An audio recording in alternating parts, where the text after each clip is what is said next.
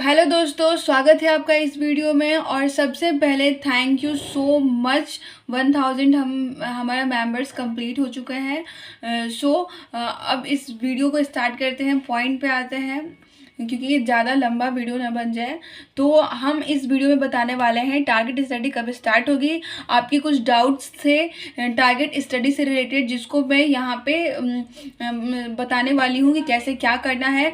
बाकी मैं आपको अपनी कुछ बुक्स लिमिटेड मैंने ख़रीद रखी है, जिसको मैं आपको दिखाऊंगी। और अब आते हैं कुछ टॉपिक्स पे, जैसे आपके डाउट्स थे।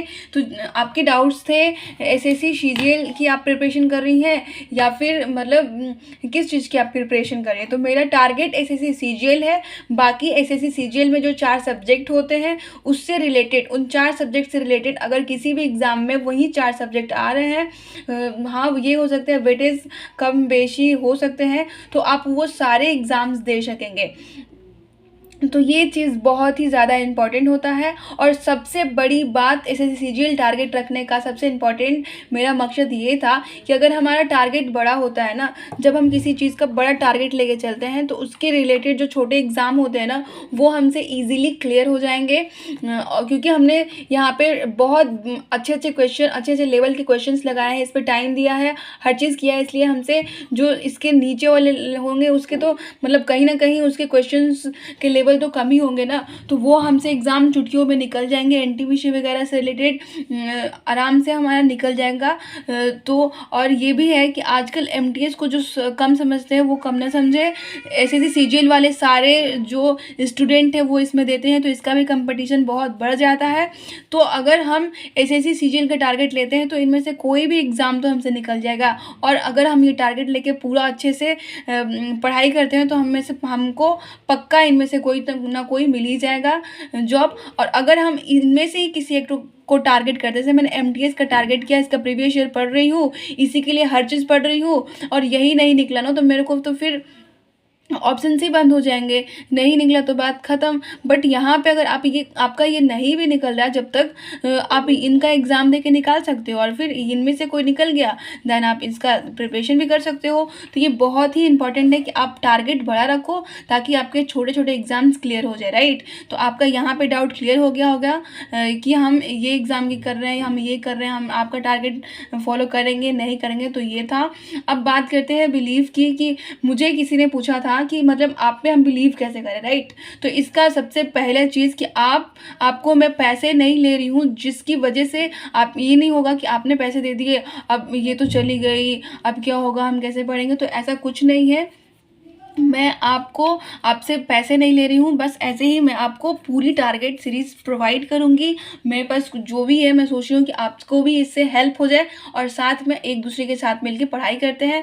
और मैं बस टीचर प्रोवाइड करूँगी, ना कि वहाँ पे लेक्चर्स लूँगी। हाँ, उसको किस किस तरीके से मैनेज करना है, क्या करना है, हर चीज़ मैं आपको बताऊँगी। कितना एक दिन में करना है, किस तरीके से, अगर नहीं हो पा रहा है तो उसको कम बेशी करना है, हर एक चीज़ आपको मैं गाइड करूँगी। बाकी पढ़ाएंगे आपको बेस्ट से बेस्ट टीचर, और वो भी चैप्टर वाइज, कि किस चैप्टर के कौन से टीचर पढ़ेंगे। अब नेक्स्ट आपके क्वेश्चन थे बैचेस कि आपने अगर पहले से बैचेस ले रखे हैं तो आप क्या करेंगे। तो यहाँ पे बहुत ही इजी है कि आप अगर बैचेस ले रखे हैं तो आराम से वहाँ से अपना पूरा चैप्टर कंप्लीट कीजिए। हर एक, अगर किसी ने कंपाइल बैच ले रखा है, जैसे प्रथम बैच, या फिर किसी ने गगन सर का मैथ बैच ले रखा है, तो आप आराम से वहाँ पे वो कीजिए। एंड आपका जो नहीं है वो यहाँ से कर लीजिए, ठीक है। बस आपको भटकना नहीं है, आराम से यहाँ पे पढ़ना है, ठीक है। उसके बाद नेक्स्ट क्वेश्चन था आप लोगों का कि मतलब हमसे ये चारों सब्जेक्ट साथ में नहीं जा रहे हैं, हम 2 ही सब्जेक्ट लेके चले क्या, मैथ और इंग्लिश। तो आप आराम से, आपसे जितना हो सकता है, आपकी कैपेसिटी के अनुसार, आपके टाइम के अनुसार, हर एक चीज़ अपना देख के वही आप कीजिएगा। मैं एक टू डू लिस्ट बनाऊँगी जिसमें मेरा टारगेट होगा कि हाँ, आज मैथ्स, इंग्लिश, रीजनिंग और जीके जीएस के इतने इतने लेक्चर्स लेने हैं, उसके नोट्स बनाने हैं, और संडे को उसका हम लोग डाउट सॉल्व करेंगे, फिर एक क्विक रिवीजन करेंगे चैप्टर कंप्लीट होने के बाद। तो ये सब मैं आपको टारगेट प्रोवाइड करूंगी, बट आप अपने कैपेसिटी के अनुसार इस टू डू लिस्ट को चेंज कर सकते हैं, ठीक है, कि आप कितना कर पा रहे हो, नहीं कर पा रहे हो, हर एक चीज़ देख के टाइम वगैरह आप अपना खुद मैनेज कीजिएगा कि आपको कितने लेक्चर्स लेने हैं। बाकी मैं भी जो लेक्चर्स फर्स्ट डे बनाऊंगी तो मैं सेकेंड डे देखूंगी कि हाँ मेरे से कितना हो पाया है, उसके अनुसार कम बेसी करूंगी और इस तरीके से मेरा एक रियल टू डू लिस्ट बनेगा जिसको मैं डेली फॉलो करूंगी। क्योंकि एक टाइम फिक्स होता है ना, तो हमको हमारे माइंड को भी पता रहता है कि हाँ हमको इतना इतना पढ़ना है। और एक यही टॉपर्स और एवरेज स्टूडेंट में अंतर होता है कि टॉपर्स क्या करते हैं, डेली पढ़ते हैं, और एवरेज स्टूडेंट क्या करते हैं कि अभी मन किया तो बहुत ज़्यादा 10 घंटे पढ़ लिए और कभी मन किया तो कुछ नहीं पढ़े। तो ये गलती हमें नहीं करनी है। एक टारगेट लेके चलना है, अपने टाइम को मैनेज करते हुए, अपने दिन को मैनेज करते हुए, डे बाई डे हम पूरा टू डू लिस्ट बना के चलेंगे, उसमें इम्प्रूवमेंट करते रहेंगे अपने टाइम के अनुसार, कम और बेसी। तो ये था। और नेक्स्ट क्वेश्चन आप लोगों का था एग्ज़ाम से रिलेटेड कि अगर मैंने एमटीएस का एग्ज़ाम का पेपर भरा है तो क्या मैं उसके लिए पढूं, उसके लिए कोई टीचर दे दो, मैं एमटीएस के लिए पढ़ूं, मैंने एनटीपीसी का भरा है, मैंने तो आपने किसी भी एग्ज़ाम्स के फॉर्म भरे हैं, आप यहाँ से आराम से अपना टू डू लिस्ट अपने तरीके से तैयार करके पढ़ लीजिए। और मेरा तो कहना यही है कि आप इन सब पे ध्यान मत दो, आप एक ही बार सीजीएल का तैयारी करो, ये सब आपके लिए ना चुटकियों का खेल हो जाएगा और इन्हीं में से एक आप लेके चलोगे तो बस वहाँ पे आपका एंड हो जाएगा, राइट। तो टारगेट बड़ा लेके चलिए ताकि ये सब एग्जाम्स में से कोई तो आपको मिले। अब यही लेके चलेंगे तो फिर भाई बहुत फंसेंगे, ये मैं बार बार बोल रही हूँ। तो ये चीज़ है। और अभी जो आपने एग्ज़ाम से एमटीएस वगैरह का आपने फॉर्म भर दिया है तो आप क्या करो कि उसके लिए अगर 2 महीने 3 महीने 4 महीने जितने महीने बचे हैं तो आप उसके लिए तैयारी कर लो। इस बार बस देख लो कि कैसे एग्ज़ाम्स होते हैं वगैरह वगैरह, हर चीज़ देख लो, तैयार वगैरह करके जाओ। बिकॉज एक और रीज़न है कि आजकल क्या हो रहा है, चुनाव वगैरह की वजह से वैकेंसीज बहुत ज़्यादा निकल रही हैं, तो हो सकता है कि आपकी सीट बुक हो जाए। तो आराम से आप इस बार एक बार देख लो, बाकी आपको 10 जगह भटकने की कोई ज़रूरत नहीं है। आराम से एक बड़ा टारगेट लीजिए और सब आपके लिए ईजी हो जाएंगे। और ये भी नहीं है कि आपने एमटीएस के लिए तैयारी किया तो आप जाएंगे तो आपसे निकल जाएगा, चांसेस इसके भी कम होंगे। क्योंकि जो सीजीएल की प्रिपरेशन कर रहे हैं ना वो भी आके इस एग्ज़ाम को देते हैं और इसका जो कट ऑफ है ना वो हाई कर देते हैं। इसलिए आपको कैलकुलेट करके हर एक चीज़ करना होगा कि हाँ हम पढ़ रहे हैं तो हमें सिलेक्शन भी चाहिए, राइट। या फिर आप एक चीज़ पे फोकस करके किसी का वही फोकस करके निकल भी जाता है, तो वो चीज़ भी है। बाकी मेरा टारगेट यही है, ये टारगेट होगा ताकि मेरे से ये सारे एग्ज़ाम जो है वो नॉर्मल हो जाए, बाकी ये सही रहेगा मेरे लिए। अब आपका ये डाउट्स था जो मैंने क्लियर कर दिया। अब आप बात करते हैं इम्पॉर्टेंट पॉइंट बुक्स पे। तो सबसे पहले सोर्सेज बहुत इंपॉर्टेंट होते हैं और उसे लिमिटेड होना चाहिए और बुक्स लिमिटेड होना चाहिए, क्योंकि इन सब में बहुत लोग बहुत ज़्यादा टाइम बताते हैं कि मैं कौन से सब्जेक्ट्स किस टीचर से पढूं और क्या करूं, हर चीज़। तो आप हर एक चीज़ मेरे ऊपर छोड़ दो और आप अपने लिए ना 4-5 नोटबुक मैंने जैसे खरीदने के लिए बोला था, आप फटाफट खरीद लो।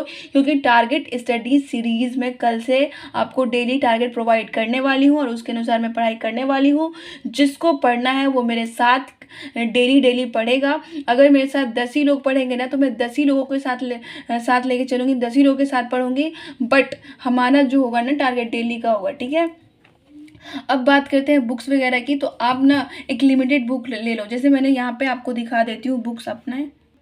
तो ये देखिए ये मेरे बुक्स है और ये मेरे नोटबुक्स है। ये नोटबुक्स मैंने जैसे बोला था 4-5, बस ये मेरा यही बुक पूरा ख़त्म बस। अब इससे एक्स्ट्रा कुछ नहीं। ये इंग्लिश का है, फिर मैथ्स का ब्रह्मास्त्र बुक है, फिर इसके मैथ्स के लिए एक और मैंने गाइड ले रखा है किरण पब्लिकेशन का, रीजनिंग का है और लूसेंट का ऑब्जेक्टिव है। और ये सब मैथ वगैरह मतलब चारों सब्जेक्ट के लिए, एक मैथ फार्मूला के लिए होगा और एक मैंने डायरी यहाँ पे आपको दिखा देती हूँ।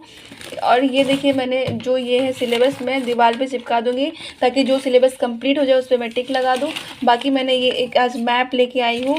तो ये है, मैं गई थी मार्केट कुछ सामान लाने, तो ये सब लाई हूँ जो इम्पोर्टेंट से। मैंने हाइलाइटर्स भी लाए हैं ताकि इम्पोर्टेंट पॉइंट को नोट कर लूँ। और मैंने कुछ पेन्स भी लाए हैं, देखते हैं इनमें से कितने हमसे ख़त्म होते हैं। तो ये थे।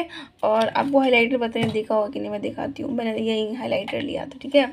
और ये मेरे नोटबुक है, ये देखिए मैं इस पर अपना डेली टारगेट लिखने वाली हूँ कि आज का टारगेट क्या होने वाला है।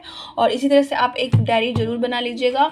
और ये सबसे इम्पॉर्टेंट मैं आपको दिखा दूँ, अगर आप एक मतलब वो अच्छे से, तो मैंने देखिए मैं अपने इसमें थॉट वगैरह लिखती हूँ, तो ये मेरे को बहुत हेल्प करता है अपने सेल्फ ग्रोथ के लिए। और सेल्फ हेल्प बुक भी मेरे पास कुछ है, जैसे देखिए यहाँ पे रखे हुआ है, तो ये है।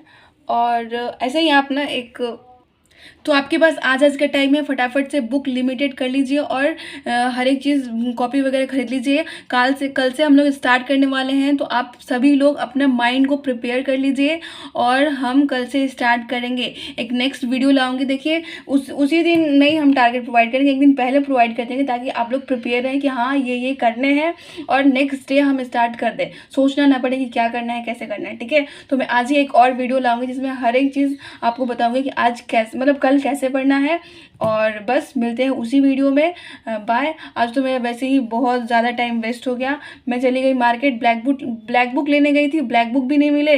और मेरे ट्राईपोड, आप देखिए मेरा ट्राईपोड ख़राब हो गया है, टूट गया है। फिर भी मैं कैसे कैसे वीडियो बना रही हूँ। और मैं सोची थी ट्राईपोड ले लूँगी, वो भी नहीं मिले। कुछ जो चीज़ मिले मैंने लिया। कुछ ये जैसे टेप वगैरह थे, क्ले वगैरह थे, और स्टिकी नोट्स मैंने लिए हैं। ये मेरे लिए बहुत हेल्पफुल होता है, तो मैंने इसको भी लिया है।